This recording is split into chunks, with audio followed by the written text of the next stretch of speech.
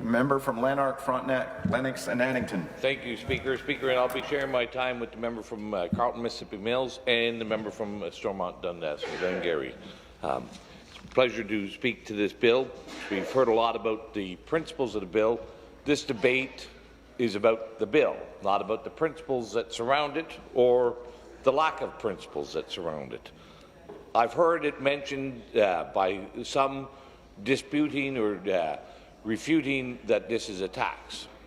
I will say to you, Speaker, it is a tax and it is a nefarious tax in that, and it's been well documented, you will have to contribute for 40 years before you will receive the full benefits of this Ontario pension plan. So anybody over the age of 25 will be paying this tax but will not be able to reap the benefits of this pension plan. So, and we also know the way this plan is structured right at the moment, if and when you ever do receive any money from this Ontario pension plan, there's very likely will be a clawback from the federal CPP pension plan. That is a Ponzi scheme at its best, Speaker, a Ponzi scheme that even Bernie Madoff would not have been able to structure and sell, where you demand and collect money from people but give them nothing in return, but actually end up clawing back from other programs.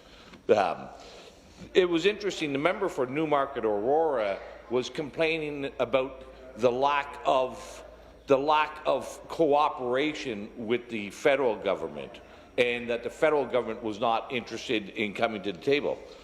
Well, Speaker, I can tell you, and I'm sure you would agree with me, and most other people would agree with me with this statement, that is the pot calling the kettle black. When it comes to anybody not working with other members, the Liberal Party of Ontario excels to the extreme. Anybody who's ever been into a committee and has witnessed the clause-by-clause or the amendment process knows full well that the Liberals don't have any idea about working with others. They reject everything out of hand. So, but earlier this week, Speaker, it was announced that a world-class business in my riding lost out on its expansion. Goodyear Canada announced that due to the unreliability of our electricity system and the exorbitant costs, they're moving to their expansion will be in Mexico and not in Napanee. And this subject was brought up by none other than Liam McGuinty during the committee hearings on this bill. Liam McGuinty, who is with the Chamber of Commerce, and yes, he is the son of the former Premier, he spoke and he said, we need to consider the broader regulatory impact of not just this bill, but all Liberal government bills. He stated, we have the highest WSIB rate.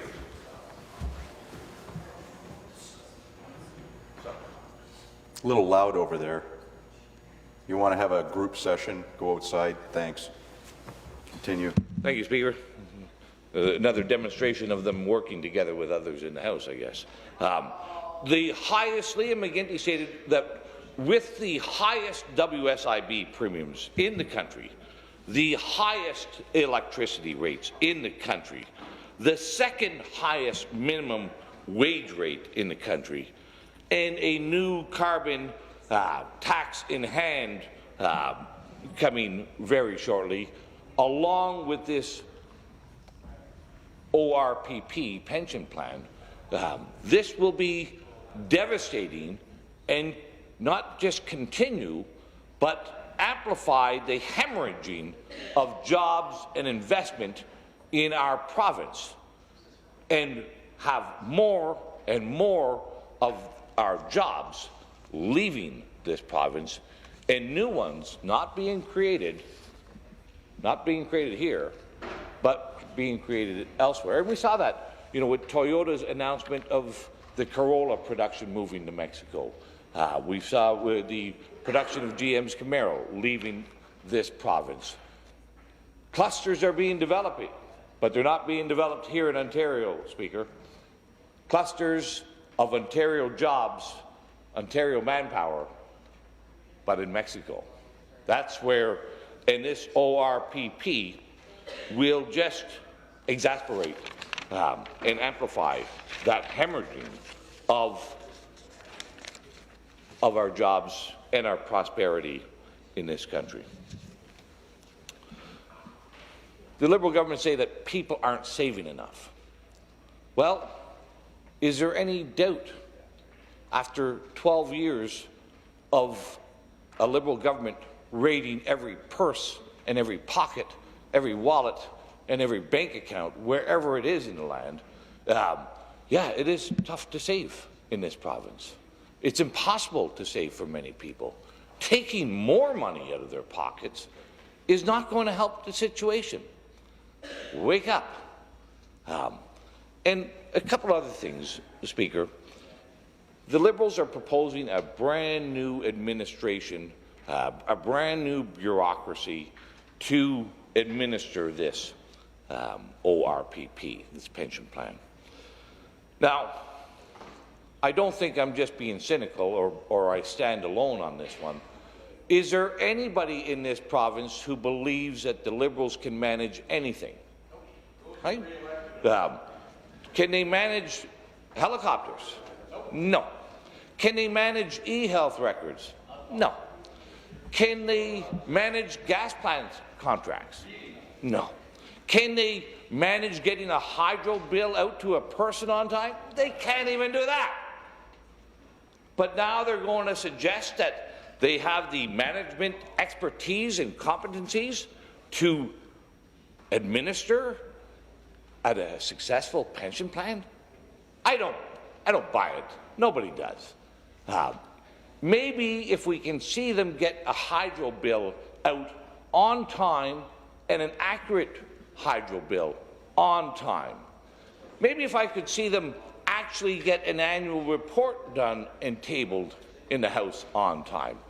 Those would give us some cause to believe that maybe they've turned a new leaf and are actually taking their responsibilities seriously.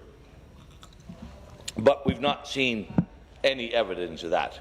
And I can just imagine they're just going to be totally confused trying to do a new pension plan and a tax in the hand, a cap and trade program at the same time. These guys can't walk and chew gum at the same time, and now they want to have two major undertakings at the same time. Multitasking is not their core competency on the other side of this aisle. Speaker, I said this is a Ponzi scheme. For 40 years, people are going to be paying into this and not being able to collect. Those people that do collect will then see their federal pensions clawed back. That is a Ponzi scheme. It is a Bernie Madoff specialty.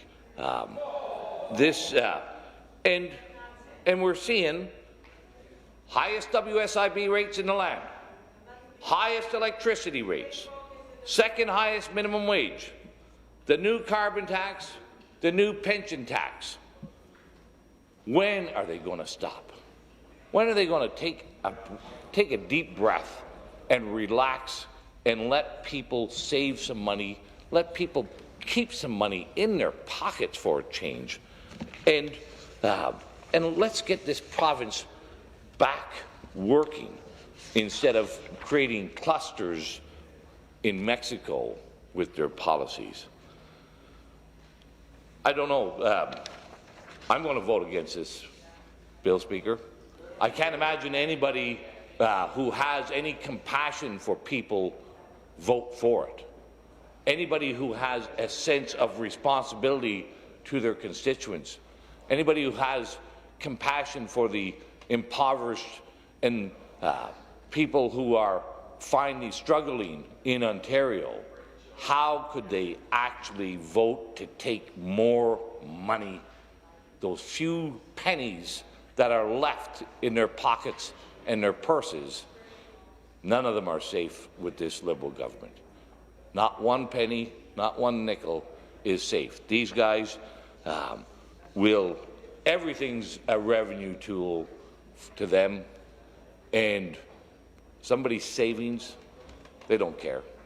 There's no interest. If they had any care or compassion about people struggling to make ends meet, they would pull this bill.